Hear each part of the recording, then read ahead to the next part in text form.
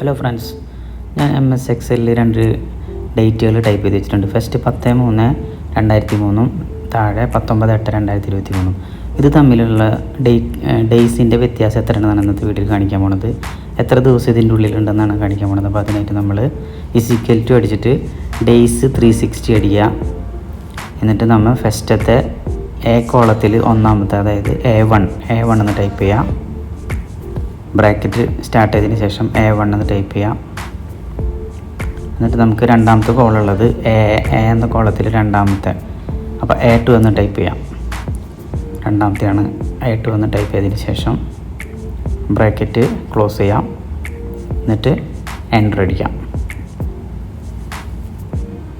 Enter type ചെയ്ത് വഴിക്ക് തന്നെ നമുക്ക് ഡേറ്റ് തമ്മിലുള്ള വ്യത്യാസം വന്നിട്ടുണ്ട്. 7359 വ്യത്യാസമുണ്ട്. ഇതേപോലത്തെ എക്സലിൻ്റെ ടിപ്പിന് വേണ്ടിയിട്ട് നമ്മുടെ ചാനൽ ഒന്ന് എല്ലാവരും ഫോളോ ചെയ്യുക, ലൈക്ക് ചെയ്യുക. Thank you for watching my video.